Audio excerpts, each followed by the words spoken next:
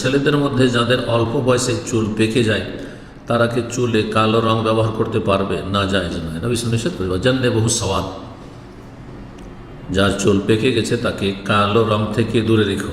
জি, সুতরাং এটি জায়েজ নয়, গুনাহর কাজ। জি, যদিও সেটা ব্যাধির কারণে হোক না কেন, অল্প বয়সে হোক না কেন। 4 নম্বর প্রশ্ন বলছেন, আসসালামু আলাইকুম শাইখ সাহেবুল্লাহ, জয়ীফ হাদিস তো আমলের ক্ষেত্রে পরিত্যাজ্য হবে, কিন্তু আমার প্রশ্ন হচ্ছে জয়ীফ হাদিস কি রাসূলুল্লাহ সাল্লাল্লাহু আলাইহি ওয়াসাল্লামের হাদিস বললে বিশ্বাসযোগ্য হবে? বিশ্বাসযোগ্য হলে তো আমলযোগ্য হইতো, যদি বিশ্বাসযোগ্য হইতো তাহলে আমলযোগ্য হইতো। যেহেতু আপনার হাদিসের সনদ সূত্র সহি নয়, জয়ীফ, সুতরাং এই বিষয়বস্তু যেটি হাদিস রয়েছে সেটি আমার কাছে সাব্যস্ত হলো না, সন্দেহপূর্ণ। আর সন্দেহের ভিত্তিতে আর সন্দেহ যাতে রয়েছে সেটি সন্দেহ থাকা সত্ত্বেও সেটি শরীয়তের কোনো দলিল হতে পারে না, কারণ এটি ইসলাম কিনা সন্দেহ, এটি নবীর কথা আদেশ নিষেধ কিনা সন্দেহপূর্ণ। সুতরাং তার উপর বিশ্বাস করা মোটেই জায়েজ নাই, বিশ্বাস করা বা আমল করা মোটেই জায়েজ নাই। এই জন্য জয়ীফ হাদিস আমল করা জায়েজ নাই। কিন্তু হালকা জয়ীফ যদি হয় আর সেটা সমর্থ কিছু হাদিস থাকে যা দিয়ে হাসানের পর্যায়ে চলে যায়, হাসানে যায়, তখন আমল করা যেতে পারে।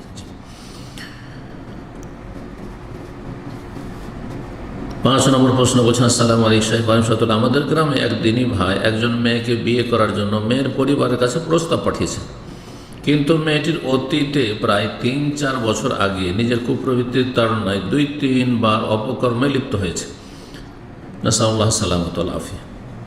এখন সেই বোন তার এরকম জঘন্য অপরাধের জন্য খুবই লজ্জিত এবং অনুতপ্ত এবং দিনের পথে চলার ব্যাপারে আগ্রহী। এরকম মেয়েকে বিয়ে করা কি সঠিক হবে?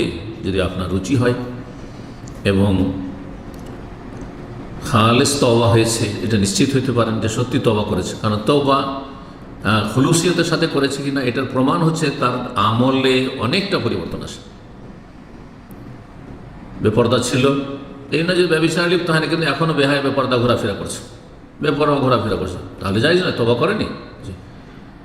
এখনও বেনামাজি, এখনও বিভিন্ন পাপ রয়েছে,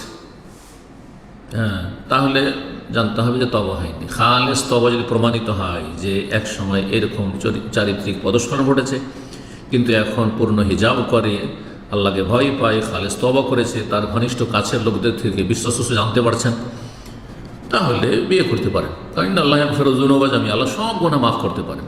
কিন্তু তাকে আপনার বিবাহ বন্ধনে রাখলে, জীবনসঙ্গী করে রাখলে সসম্মানে রাখতে হবে, খোঁটা দেওয়া যাবে না, আঘাত করা যাবে না।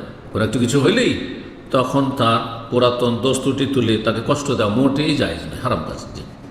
যদি এতটুকু মেনে চলতে পারেন তাহলে বিয়ে করতে পারেন। 6 নম্বর প্রশ্ন, আসসালামু আলাইকুম শাইখ সাহেবুল্লাহ, আমি যখন বিয়ে করেছিলাম তখন আমার চাচা, শ্বশুর এবং ইমাম এই 2 জন ব্যতীত আর কেউ উপস্থিত ছিল না আমার পক্ষ থেকে, এবং মেয়ের পক্ষ থেকে আর কোন লোকজন ছিল না। আমার পক্ষ থেকে মানে পুরুষ ছেলে বলছেন, আপনার পক্ষ থেকে কেউ থাকান না, আপনি একা থাকলেও বিয়ে করতে পারেন।